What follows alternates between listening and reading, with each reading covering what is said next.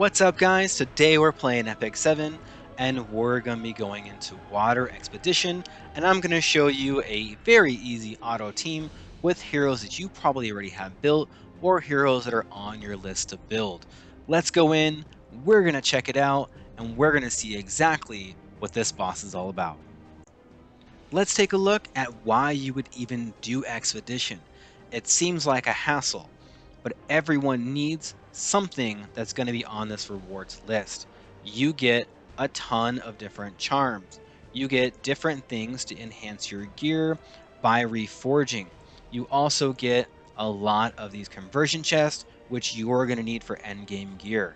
There's Molagora, there's modification gems, and then if we get to the very end, we also see that we're going to get gold stones, which is going to help you get Moonlight heroes. Everyone needs this gear. Most of you are not going to have enough reforged materials in order to reforge all of your gear. And we really only want to reforge gear that's really great, that's meeting a gear score 55 or more. So be selective, and that will help you here. But if you are just finding that you cannot reforge your gear, feel free to buy the premium pass, and that will give you all of these extra rewards every single month in these different sections. Just in the conversion chest alone, you are going to spend more than 1,500 by buying conversion chests. So it's definitely worth it if you're at that state of the game. If you're someone who has 10,000 of your reforged materials and everything that you're farming, then maybe this is not good for you. But make sure that you're doing all of your quests, even if you're not buying the premium pass, because it's still going to be very, very good for you. Not to mention the different types of items that you get as you're collecting your rewards just from beating the bosses. Now, as we look at the water boss, there's a lot of attacks. There's a lot of different skills. Let's focus in on what's really important. The first thing is that he is immune to poison, so you can't bring things like Cyrus, you can't bring things like your Spectre Tenebria. Also, he is not going to be hit by damage dealing proportional to the target's max health. This means Daydream Joker. This also means skills such as Commander Lorena or into Alexa. They're not going to do as much damage. So doing a good amount of damage on this boss means either bringing Kaladra's artifact onto a mage or using Rage Set. With this boss, bring in Earth Elemental heroes because any non-Earth element is going to get blasted. Also, with most of these bosses, you want to bring a knight in the front row, but you can also do it with 2 healers, with like Rowana tanking in the front, and then with something like Destina or Lots bringing up the secondary healing. If he suffers 6 attacks, then he's going to get an extra attack against you. So you want to make sure that if you're doing things like dual attacking or bringing heroes that are going to have enhanced amount of bringing along their friends, then you want to make sure that you use something like Rowana. That way, when he does the extra attack against you, that you're really getting that healing. But that's pretty much all there is to this boss. Let's take a moment now and talk about what heroes that we're going to use. In your standard team, you're going to use a knight with a healer, a debuffer, and also damage dealing. For this, I'm bringing in Senya. Because she has the highest attack, she's the one who's going to get stunned, and then that leaves all the rest of your guys free to do damage. Her passive is going to kick in, and she's going to be able to do some damage through just getting hit into her passive. Now, one thing you want to watch out for is turn off her skills, that way she does not S3. This means that you will not trigger that, or you're not as likely to trigger that 6th attack, causing the extra attack. If you're going to come in and use the S3, make sure you're bringing Rowana as your healer. Another option is Falconer Clury. She's really great because she has a defense break for 2 turns onto rest 3, and this is going to be a non-skill attack, so it does not trigger that 6th attack. Now, one thing with Falconer Clury is she is going to speed up some of your heroes, and so you're going to cycle much faster with Falconer Clury, but also you're going to have somebody who's going to get stunned with the boss's S3, as we'll see when he opens up his attack. Next up, let's talk about Soul Weavers. Now, I'm using Lot in this battle just because he has this extra gear. We talked about having free gear before. He just has random stuff on to get some okay stats, and this is going to help you into your guild boss, but also you can use him for this as well. I use him onto Idol's Cheer. That way you can bring that person with the highest attack out of their stun much sooner. He also has increase combat readiness 100% on an ally. The problem is that he considers this a heal, which means he'll use it on someone who has low HP versus someone who's stunned or low combat readiness. So the AI is really against you when you use this. He does have a good healing onto his S3, gets a continuous healing for 3 turns, and some combat readiness, and so that is okay as well. Another option you can use is use Destina. She's going to give you combat readiness onto her S3, also onto her S2, and then you can run her onto a different artifact if you want.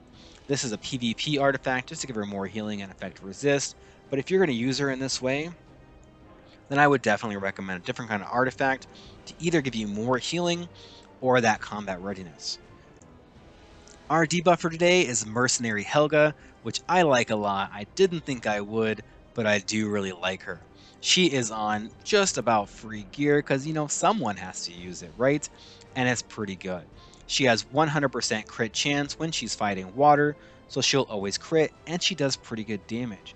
Try and get to a decent 85% effectiveness. That way you're able to land your debuffs.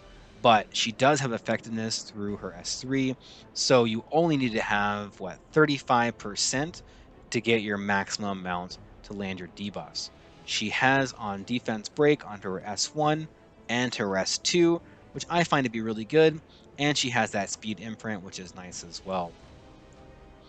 On the artifact, there's a lot of different artifacts you can use. You can get more damage. I have her on border coin because someone has to use it, and she does really well here.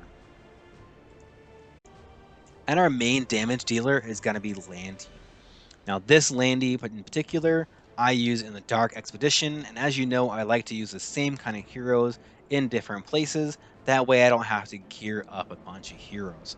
The only difference I made here is that I put her onto speed boots instead of attack boots, and that's because you can make her as fast as you want to go into the Water Expedition. If you don't have rage set, that's going to be perfectly fine. You can put her on whatever gear that you're going with, and she'll do a solid 7, 8, 100,000, maybe even 900,000. I'm going for a clean million every single time I come in here, so I'm going to use Rage Set.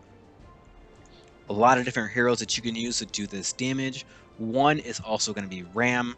She's on a general damage build with that Kaladra artifact, which is going to help her do more damage if they have debuffs.